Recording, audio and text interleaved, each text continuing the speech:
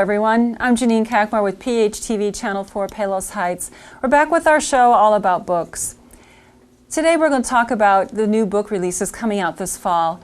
And it is the big season for the publishing industry, with all the heavy-hitting authors coming out with their bestsellers for the fall. So we won't have time to talk about all of the new releases, but we will cover those getting a lot of attention. I'll talk a little bit about some fiction titles and some nonfiction titles as well. So the first on our list of fiction titles is The Water Dancer by T.A. Nehesi Coates. This author is known for his acclaimed nonfiction works, including his National Book Award winner, Between the World and Me. In his new book, Coates tells a story of a young boy born into bondage on a plantation and the mysterious power that he discovers. The Water Dancer is Coates' first novel, which he actually began writing over 10 years ago while he was working on nonfiction work for the Atlantic magazine. And during that time, he read extensively about the Civil War, and he wanted to open the readers up to the inner lives of the enslaved black folk, and he wanted to write it as a thriller that would focus a new light on the questions of freedom and identity. This book has also become the latest in Oprah's book club, and Publishers Weekly says this book is bold, dazzling, and not to be missed. Our next new release is Testaments by Margaret Atwood. Now this one is definitely one of the most anticipated releases this fall, and it's the sequel to The Handmaid's Tale, written by author Margaret Atwood back in 1985. And that book told a story of a dystopian world where a clique of Christian fundamentalists had overthrown the United States government and instituted a rigidly patriotic Republic of Gilead. Well, that book went on to sell over 8 million copies, and the super popular Hulu TV series has won over 14 Emmys, and it's in its third season.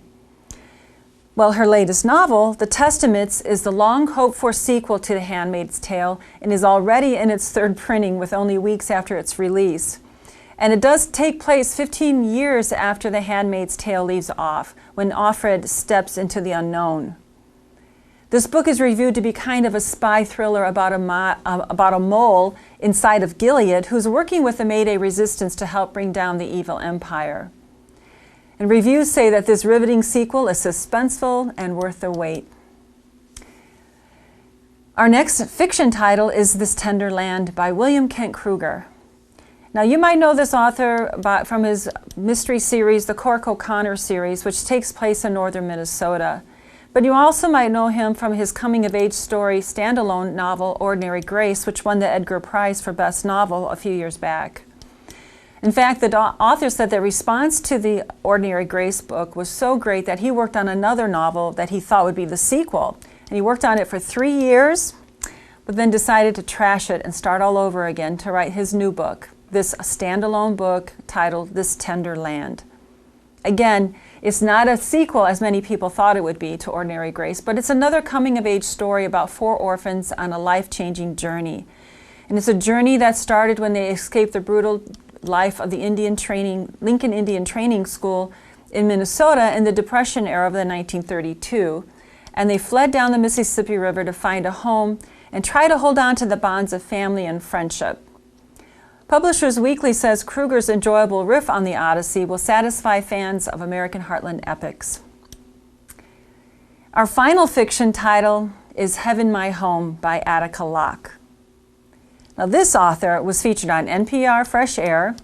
Her brand new book, Heaven My Home, is one of Entertainment Weekly's biggest books of fall of 2019, and it's made BookPage's top 10 books for October. And People magazine calls her new book captivating. So it sounds like there's many other people as excited as I am about this new book. And Attica Locke, the author, is an award-winning author of Bluebird, Bluebird, which is the first book in her Highway 59 series, which features African-American Texas Ranger Darren Matthews. In her new book, Heaven My Home, Texas Ranger Matthews is back, and this time he's sent to monitor digital surveillance on the state's chapter of the Aryan Brotherhood. But when the 9-year-old son of the leader of the Aryan Brotherhood of Texas disappears, Matthew returns to field duty and heads into the racial prejudices and superstitions of the rural South.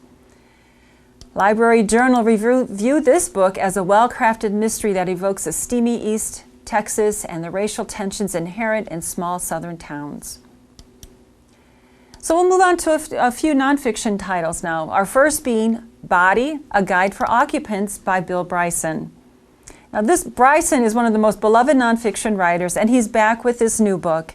And you might know this author from his popular travel companion books and other titles such as A Walk in the Woods and the award-winning Short History of Everything. For those of you unfamiliar with this author, he's known for his trademark wit and whimsy and his knack of observing and explaining the seemingly insignificant to the sublime with ease.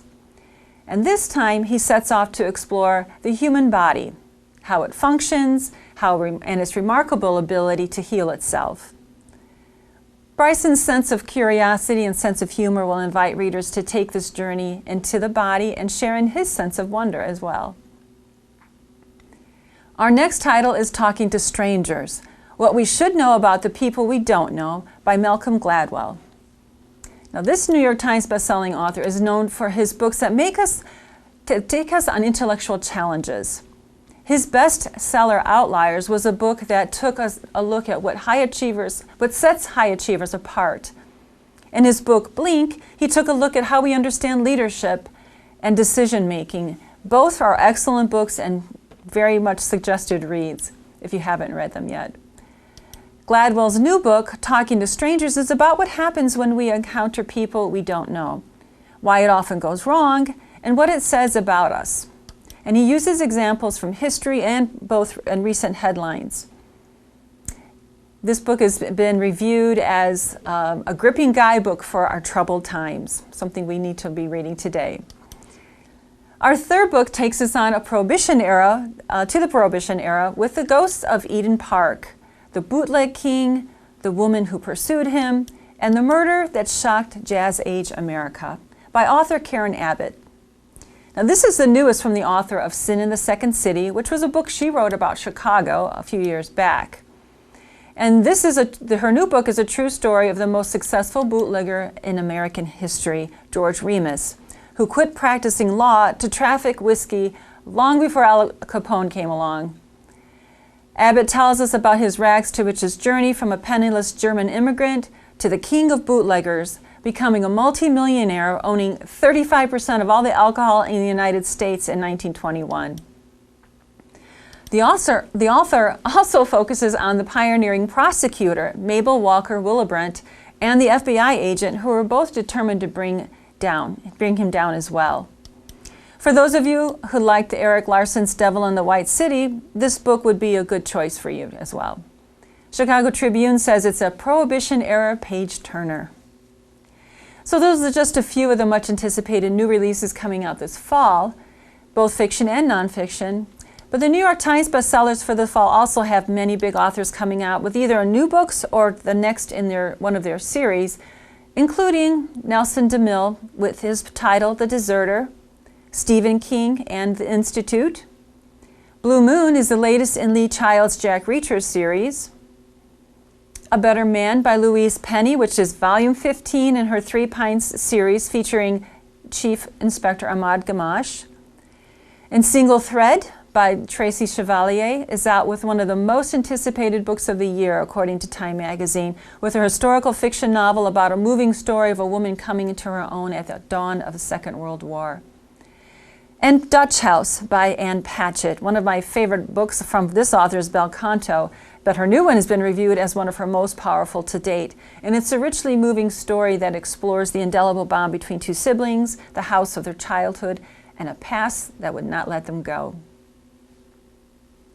So there's our fall in review. There are some fiction and nonfiction titles for you to look at, some brand new worlds of adventure and discovery waiting for you, so go check them out. Thanks for joining us on All About Books today, and we'll see you next time.